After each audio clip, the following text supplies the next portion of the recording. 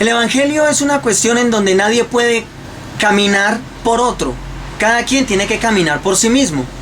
Podemos dar instrucciones, enseñarle, dar consejos, pero cada quien tiene que vivir esa experiencia propia sobre sus propios pies. Este mensaje es con el fin de hacernos entrar en razón sobre la responsabilidad que tenemos cada uno de aprender a caminar y de verlo por sí mismo.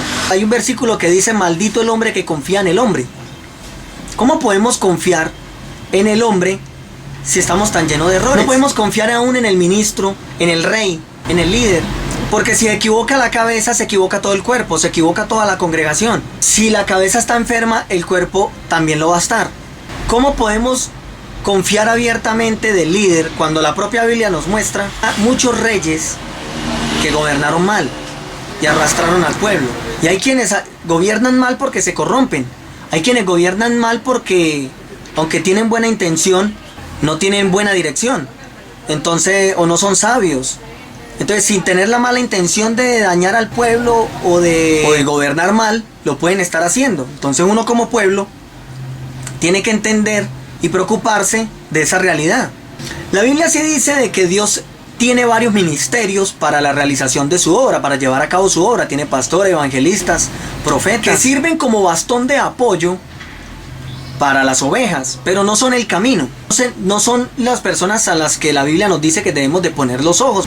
No podemos confiar ni en los vasos o en los ministros que Dios coloque, o en algunos casos que ellos mismos se colocan, porque no todos los ministros que están dirigiendo la obra son puestos por Dios.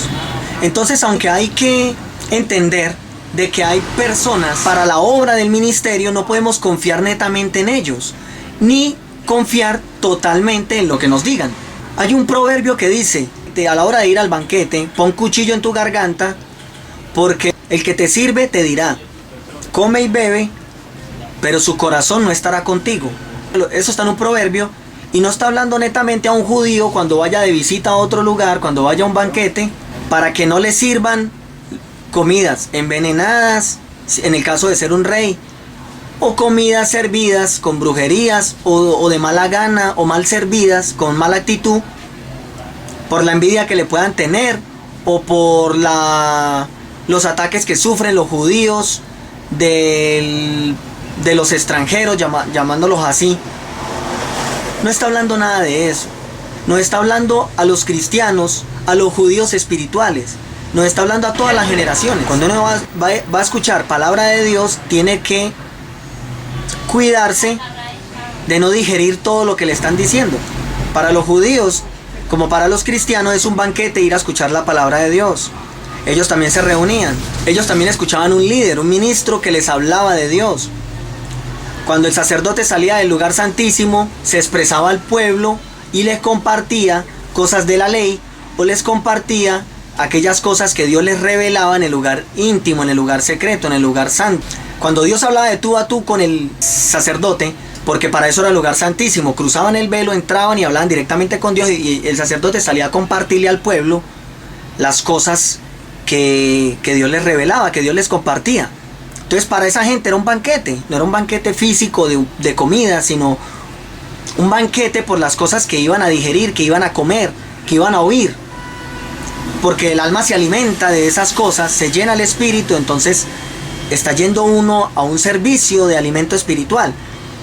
Entonces eso se lo dice Dios a los judíos, no a nivel literal, sino esperando que ellos entiendan esa esencia, el consejo.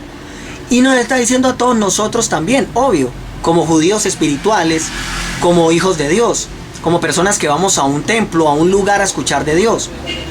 Nos está advirtiendo por medio de ese relato que hemos de colocar cuchillo en la garganta, porque el que sirve nos invita a comer y a beber, pero el corazón de él no está con el pueblo, no está con uno. El que sirve nos dirá, come y bebe, pero no estará contigo. Eso es lo que advierte en el proverbio. Resulta de que el ministro muchas veces se monta ahí al púlpito con muchas cosas en la cabeza, pero no porque esté con el pueblo. El corazón del ministro a veces no está con la gente, no está preocupado, no se duele por la necesidad de las ovejas. Así como Jesús sentía en sus entrañas, sentía el dolor de las multitudes en sus entrañas. O sea, no era algo superficial, era algo que lo conmovía, le removía el ser, Porque Jesús tenía un verdadero amor. Solamente un verdadero amor por los demás se abastece cuando uno hace algo por los demás, cuando uno se activa o se mueve por ellos. Porque ese amor es tan real que uno no se siente tranquilo hasta que haga algo. Porque si no lo hace, las entrañas se le remueven, la conciencia no lo deja. Uno no se conforma solamente con orarle a Dios por esa gente que tiene necesidad, sino que uno quiere hacer algo. Uno sí tiene fe en Dios, pero uno quiere hacer algo porque le duele a la gente. Eso es verdadero amor. Entonces los ministros no se paran con ese deseo, con ese amor, con esa necesidad de alimentar realmente al pueblo, sino que tienen muchas otras cosas en la cabeza. Figurar, que lo aplaudan, que lo exalten, quedar bien con su líder para que le den más puestos, o para que lo suban de cargo, o para que le den una entrada en televisión, en un programa, o en caso de que sea una oveja que todavía no es pastor, al menos para que le den más grupos familiares o le suelten más responsabilidades, mejor dicho, responsabilidades no, privilegios como lo llaman ellos. Muchas cosas tiene el corazón del ministro a la hora de pararse, sea pastor, sea profeta, sea un sacerdote, sea un padre, sea un obispo. Tiene muchas cosas en la cabeza, que lo vea la familia, lucirse con un mensaje que la gente quede sorprendida, pero no necesariamente que salga bien alimentada. Hacer reír al pueblo como para convertir el servicio en una especie de show, porque en televisión se ve gente así. Y en cultos familiares, en la escuela dominical, en el templo católico, mucha gente haciendo muchas maromas, muchas cosas para entretener, para divertir, para ganar aplausos, para ganar fama, para darse ínfulas. Pero no la raíz, que es: estoy aquí para alimentar un pueblo porque necesita sabiduría de cómo conducir su diario vivir contra las tinieblas y cómo ir alcanzando su meta en el evangelio, que es arrebatar el reino, llegar al cielo, madurar y estar preparado para que pueda calificar y entrar al reino. Entonces nos están invitando a poner cuchillo en la garganta, a tener cuidado, a no decir amén, a no recibir todo lo que nos está diciendo el líder. Entonces bíblicamente y sabiamente uno acepta de que hay una importancia, hay un orden en las cosas como Dios las hace. Hay ministerios, hay pastores, hay ministros, pero a su vez, por la realidad y el riesgo tan alto que hay de que nosotros cometamos errores, entonces Dios advierte a su pueblo, a sus ovejas, a sus hijos, y le dice: maldito el hombre que confía en el hombre. O sea, no podemos confiar en la gente. También nos dice que no podemos colocar los ojos en el ministro ni creer todo lo que nos está diciendo que porque es el ministro. Ellos descuidan su vida espiritual. Ellos también manejan falsa doctrina. A veces dicen y enseñan lo que les parece, mas no lo que Dios quiere.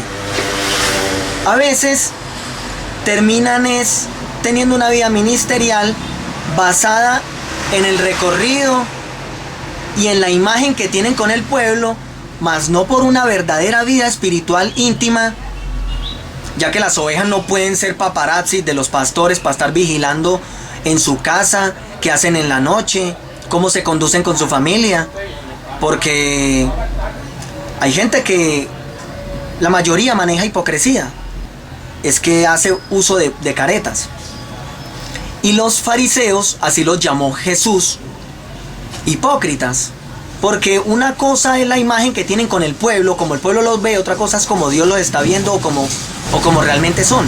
A mí me ha tocado, y hay gente que lo puede decir, hay pastores que son muy nobles, muy sencillos en la iglesia, y cuando uno los visita o se da cuenta, entonces la esposa tiene un ojo todo morado. Los hijos viven amargados y aburridos por la forma en que ese pastor los gobierna su hogar. Son luz en la calle, oscuridad en la casa. Y la mayoría de la gente es así. Nos choca o nos preocupa que nos vean la parte oscura, el mundo, la gente. Y en vez de corregir lo que tenemos interno, lo que hacemos es disfrazarlo, taparlo, aislarlo por tiempo, pero eso sigue saliendo y se sigue viendo. Y en determinados momentos se salen todas esas cosas y uno se da cuenta de que la gente no es lo que muestra.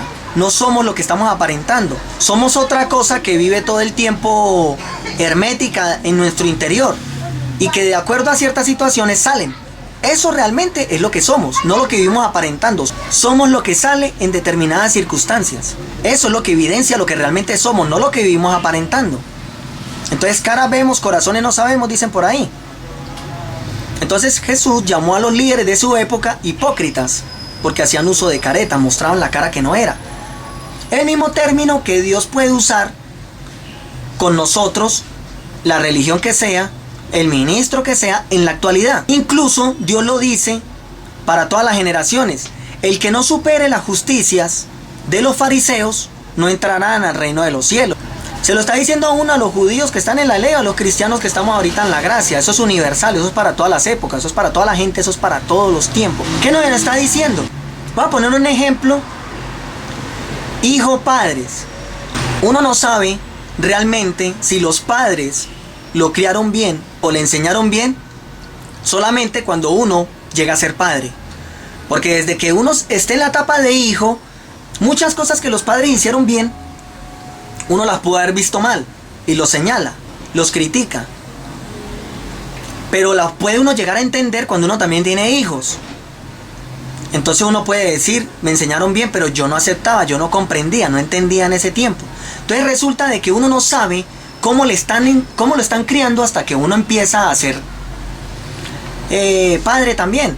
Entonces lo mismo pasa en el evangelio. Uno no sabe qué tan bien le están enseñando hasta que usted se vuelve un maestro en la palabra, hasta que usted se mete en la palabra, adquiere una madurez y adquiere un criterio pleno de cuál es la doctrina. A un niño que esté en 5º grado de primaria lo puede sorprender un muchacho que esté en 9º de bachillerato con unos ejercicios matemáticos. Puede sorprenderse y ver como muy alto a ese bachiller por la matemática, los ejercicios, las fórmulas que maneja. Pero si ese muchacho de 5º grado pasa a 9º, pasa al bachillerato, estudia, es un profesional, va a la universidad y estudia de pronto matemática, se va a dar cuenta que a él le presumieron en un tiempo de un conocimiento muy básico, de algo que no era de deslumbrar, pero como tenía un nivel tan bajo de conocimiento, lo poco que le muestren lo va a deslumbrar. Entonces así pasa, uno desde la silla de la oveja puede estar mirando al ministro muy capacitado, y si aparte de eso también echa fuera demonios y hace sanidades, pues uno no los cuestiona, uno cree que son ministros reales de parte de Dios y que están bien en la doctrina. Pero no caer en mucho detalle sobre esto. La Biblia ya dice que no todo el que dice Señor, Señor, que en tu nombre echamos fuera demonios, todas las sanidades no vienen de Dios, y si vienen de Dios, no quiere decir que esas sanidades están hablando de la buena doctrina o de un buen testimonio de ese ministro.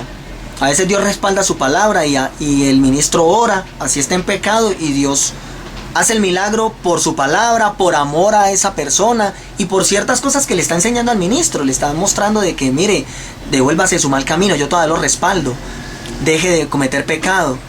Pero llega un momento en que a veces Dios deja de respaldar al que está haciendo las cosas mal, y a veces lo respalda es por amor al pueblo y a su palabra, y por su misericordia para darle tiempo al ministro que está en el error.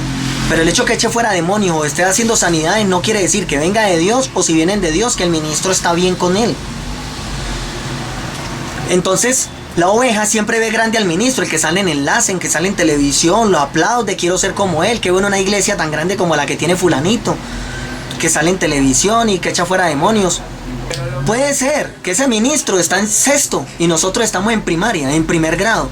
Obvio que va a brillar más que nosotros. En tierra de ciegos el tuerto es rey. Si nosotros no vemos nada, alguien que vea un poquitico lo hacemos rey y lo admiramos, lo aplaudimos, no creemos que está muy arriba o que ve bien. Pero si nosotros nos metemos en la palabra, nosotros maduramos, podemos adquirir un criterio para mirar para abajo, para mirar para atrás y decir: yo admiraba a gente que me estaba enseñando mal, que no estaba bien ni en doctrina. O sea que hay una necesidad de llegar a un nivel de plenitud en el conocimiento, como lo dice la Biblia, hasta que tengamos la mente de Cristo, hasta el conocimiento pleno, para poder tener criterio de cómo nos enseñaron, para poder enseñar a otros bien. Porque como dije, la intención del ministro puede ser que no sea engañar al pueblo, pero si lo está engañando inconscientemente, el que inocentemente peca, inocentemente se condena. Y como Dios le dijo a los fariseos o a los doctores de la ley en ese tiempo: ustedes tienen la llave del cielo, no entran ustedes, sino entran a los que llegan, a los que tienen que entrar. Es lo mismo que le puede estar diciendo por la misma palabra a los ministros del día de hoy. O sea, ustedes tienen la Biblia, tienen las llaves del cielo en las manos, son los que le están enseñando al pueblo. No están entrando ustedes y no están entrando a los que quieren entrar, a los que los están oyendo a ustedes. Para evitar estas cosas, Dios le está diciendo a su pueblo por medio de la propia palabra, es de que aunque Él tiene ministros para su obra, tenemos que tener madurez todos para saber cómo se nos enseña, cómo se nos guía. Incluso hay una parte donde el propio Moisés decía, ojalá y todos fueran profetas. Moisés reconocía que él era el profeta del pueblo, pero él decía, ojalá y todos fueran profetas. Porque si todos somos profetas, nos vamos a entender bien entre todos. Hay gente que no le hace caso al profeta. Si el profeta es verdadero, están desobedeciendo a Dios. Si es que el profeta está dirigido por Dios. Pero si le estamos haciendo caso a un profeta que no está hablando las cosas correctas, que porque es el profeta y confiamos en el profeta, nos estamos perdiendo nosotros también. Entonces la Biblia, Dios en su preocupación y su sabiduría nos está dando métodos sin que la palabra se enrede ni tropiece. Los que tropezamos somos nosotros. Para que podamos entender el equilibrio y el propósito que Dios tiene con cada uno de nosotros y con allanarnos el camino para que no nos enredemos, para que no tropecemos. No podemos confiar en los pastores. No puede confiar la persona que está escuchando este video abierta y plenamente en mí. Tiene la tarea de meterse en la palabra y de confiar en lo que Dios le revele y en la sabiduría que el Espíritu da. Si la persona se embolata sola creyendo que Dios le enseñó la doctrina que carga, ella se hace responsable de ella misma. No podemos negar de que hay cosas que Dios no las quiere hablar a través de un ministro, porque ninguno de nosotros somos autosuficientes. No me acuerdo cuál fue el personaje que le habló Dios a través de un burro, y si Dios puede hablar a través de las piedras, como una expresión que hay en la Biblia, quiere decir que nosotros tenemos que estar abiertos a que Dios nos hable a través de cualquier medio. Puede ser hasta de un profeta caído, porque hay relatos bíblicos de eso, pero profetas que cayeron de la gracia de Dios, igualito Dios habló a través de ellos. Está en nosotros aprender a escuchar a Dios, sea del quien sea. Puede ser de un vicioso. Cuando un vicioso yo lo veo tirado en la calle, sin que él hable, con su silencio, pero con su testimonio me está diciendo muchas cosas a mí. Dios me está hablando a través de esa situación. O sea que incluso la Biblia dice que todas las cosas creadas nos hablan y se nos hacen manifiestas de Dios. Eso está en Romanos. O sea que Dios tiene muchas formas de hablarnos. Tenemos que estar abiertos a que, pero no todo el tiempo confiados en los que nos hablan. Por eso los versículos que hablé del de Proverbios, de pon cuchillo a tu garganta. Y la clave principal, si la Biblia dice que el Espíritu es el que nos guía a toda verdad, a toda justicia, debemos de pasar más tiempo escuchando al Espíritu Santo, comiendo Biblia, leyendo la palabra, en comunión con Dios, que escuchando líderes, que escuchando pastores, o pidiendo sus consejos. A veces un pastor le puede dar a uno un consejo con muy buena intención, pero no viene de Dios. Así se ha apoyado por la Biblia, porque le está dando la interpretación a la situación de acuerdo a como él quiere, pero no, Dios no está en esa aplicación. Entonces no podemos confiar en los hombres. Con razón la Biblia dice, maldito el hombre que confía en el hombre. Entonces no descartamos de que hay ministros, de que Dios pone instrumentos para que nos guíen, pero no podemos seguirlos a ellos ni creer en todo lo que digan. ¿Por qué? Porque para eso es el Espíritu Santo, para que podamos meternos en la revelación y saber qué es verdad, qué es mentira, y para que Dios nos, a través de su Espíritu, nos dé la interpretación pura y clara y verdadera de la palabra, más no la que nos están enseñando tantas personas a través de la televisión. Entonces, si nuestras justicias son como trapos de inmundicia, o sea que las justicias de nosotros no son a veces como Dios quiere que las hagamos, si Dios está tan arriba de los cielos y nosotros estamos aquí en la tierra, si nuestros pensamientos no son los pensamientos de Él, quiere decir que en cierta forma todos somos culpables hasta que nos muestre lo contrario. No podemos decir que los pastores son inocentes de enseñarnos mal si nosotros no hemos desarrollado el criterio. O sea que todos son fariseos potenciales, hasta que usted como oveja adquiera un criterio y pueda cuestionar lo que le enseñaron y saber si le enseñaron bien y le enseñaron mal. Usted a través de este video puede decir o hasta sentir, ¿no? Esta persona me está enseñando bien, lo que me está diciendo es verdad, es bíblico y se ve que no tropieza con la palabra, que no estoy aplicando un versículo cuando otro me está enredando, me está diciendo lo contrario. Porque los pastores, actualmente los ministros católicos, aplican la palabra de una manera que más bien generan son más dudas. Y así usted se convenza de que le estoy enseñando bien, yo para usted soy un fariseo potencial. O sea, soy un engañador y un mentiroso hasta que usted adquiera criterio por la palabra, se meta en la palabra y pueda tener una idea clara para saber si le estoy enseñando bien o le estoy enseñando mal. O sea que como buen padre, buen ministro o buen instructor espiritual de la palabra que soy en este momento para los que oyen, le estoy dando la posibilidad de que duden de lo que les estoy enseñando para que no tengan opción sino de meterse con el Espíritu Santo y de meterse en la palabra, para que ustedes puedan tener su fe en la roca y no en lo que le enseñó otro. Porque el día de que tengan una situación apretada, ustedes van a pensar, bueno, yo tengo la fe de lo que me enseñaron, sin saber si es verdad o es mentira. O sea, eso no lo cuestiona uno, solamente cuando esté en una situación apretada. Toda la vida vivimos creyendo y tragando entero lo que nos diga el líder. Pero cuando estamos en una situación peligrosa, delicada, uno cuestiona su fe y dice, bueno, ¿y yo por qué me voy a meter por aquí? ¿Quién me garantiza si lo que yo creo está bien? Si me enseñaron bien. Porque yo lo que creo fue lo que me enseñó otro. Por eso no podemos depositar nuestra fe en lo que nos enseña el otro, el líder. Tenemos que desarrollar nuestra propia fe. Y si es por el Espíritu Santo, no vamos a desarrollar una fe más. Ni una fe cualquiera. Ni una fe del montón. Vamos a obtener la fe verdadera que Dios quiere que tengamos. Sin riesgo a equivocarnos. Un ejemplo muy grande y muy bonito es el de Saulo de Tarso, que se sabía la ley, se sabía la Biblia, así la enseñaba, así se la aprendió de otros, porque él dijo que se la aprendió, fue instruido por Gamaliel, alguien que gozaba de mucha fama. Y resulta de que no entendía todavía las leyes que Dios le dio porque estaba persiguiendo cristianos. Cuando tiene un encuentro con el Espíritu, todo le cambia. Dios no le cambió el texto sagrado de leer.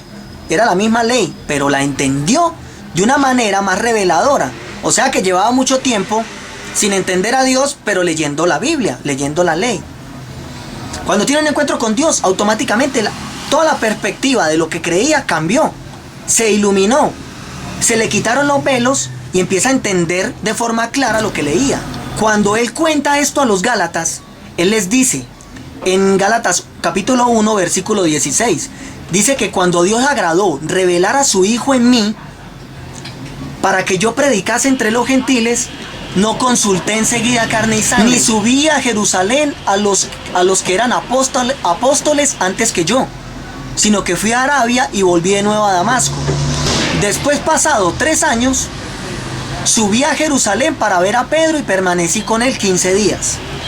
Resulta de que él tiene un encuentro con el Espíritu Santo, con Dios, con Jesús. Tiene una revelación, un encuentro espiritual. Le cambia todo y hace algo muy interesante. Él no sale corriendo a preguntarle a los apóstoles que caminaron con Jesús. Porque si Jesús le dice a él cuando se le aparece, Saulo, ¿por qué me persigues? Si persigues a uno de estos pequeñitos, me persigues a mí. Automáticamente Saulo entiende de que lo que creía estaba mal y que tiene que empezar a entender a Jesús, porque ese fue el que se le apareció, ese fue el que le dijo que lo estaba persiguiendo a él, que si perseguía a esa gente lo estaba persiguiendo a él. O sea que Saulo automáticamente se confronta y dice, uy, entonces yo estoy haciendo las cosas mal. ¿Y cómo así que al perseguir a esta gente estoy persiguiendo a Jesús? Entonces, ¿quién es Jesús? Y si Jesús sí era lo que decían, lo que dicen estos cristianos, de que era Dios, yo estoy cometiendo un error y ya tuve un encuentro con él, con el maestro, y me está corrigiendo. Una buena opción es ir a preguntar a los apóstoles que conocieron a Jesús, para que me hablen de él, porque si estoy persiguiendo a Jesús y ni siquiera lo conozco. Pero resulta de que él hace algo muy sabio. Si tiene el Espíritu Santo y si puede tener una revelación de Dios, ¿para qué tiene que preguntarle a otro? ¿Para qué tenemos que preguntarle sobre la doctrina, sobre la salvación, sobre nuestra vida espiritual a pastores, ministros, profetas, que quién sabe si lo son? Si tenemos el Espíritu Santo que nos guía a toda verdad, a toda justicia. Si tenemos acceso directo a hablar con Dios por medio de la sangre del Cordero. Si ya no tenemos que ser sacerdotes calificados para entrar al templo, sino que nosotros somos templo espiritual de Dios, habita dentro de nosotros, tenemos que saber tener comunión con Él. ¿Por qué tenemos que destronar a Dios y poner al pastor, al líder, para hacerle las preguntas que lo único que hacen es adoctrinarnos bajo la doctrina que ellos tienen o que han visto a Dios a su manera. Si tenemos acceso directo al Padre por medio de Jesús, ¿por qué estamos utilizando terceros?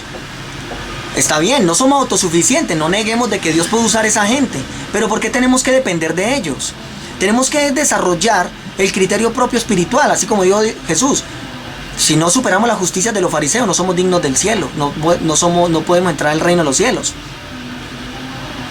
Tenemos que llegar a una plenitud, una madurez en donde podamos mirar hacia atrás y reconocer y saber si nos enseñaron bien o mal.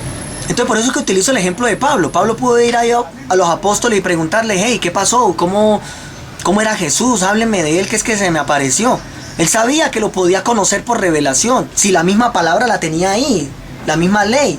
Si la ley encierra a Cristo, yo entendiendo la ley por el Espíritu, puedo entender a Jesús. Es más, que hasta con una mejor preparación, una persona cuando recibe a Cristo por revelación, que como lo recibieron los apóstoles de manera directa, pero externa, porque la enseñanza que les dio Jesús, transparente, pura, bien, buena, la recibieron los apóstoles de manera externa. Era otro instrumento que utilizó Dios para poder llegar a ellos. O sea, en este caso era Jesús, un instrumento de carne y hueso para darle la doctrina. Así venga de parte de Jesús, es una enseñanza externa. Es mejor y es más necesario que recibamos la doctrina de manera interna, que brote desde el Espíritu, desde adentro, para no tenerla que recibir desde afuera. Porque si nosotros fuéramos como los apóstoles, que recibimos la doctrina externamente, pero del propio Jesús, sigue siendo de una manera externa. Por eso ellos cometieron tantos errores, por eso no le entendían, por eso lo dejaron solo cuando Cristo estaba muriendo. Pero cuando viene el Espíritu Santo, mire que Pedro es otra persona. O sea que aunque Jesús dijo, yo hablo por el Padre, o sea, yo no hablo mis propias palabras, era el Espíritu que lo inspiraba y hablaba por Dios. Una cosa es escucharlas desde afuera, otra cosa es escucharlas desde adentro. Necesitamos recibir la doctrina por revelación y por fluir del Espíritu Santo. Es que el Espíritu Santo es Dios y todo lo que hablaba Jesús era porque el Espíritu lo impulsaba a decirlas y era Él quien las sabía. Por eso después dice Pablo, si conocimos a Cristo en la carne, ya no lo conocemos así. Es que en la carne tenemos que conocer el Espíritu, Dios, el que estaba dentro de Cristo. Ese era el que hablaba y el que está dentro de nosotros. No estoy desacreditando a Jesús,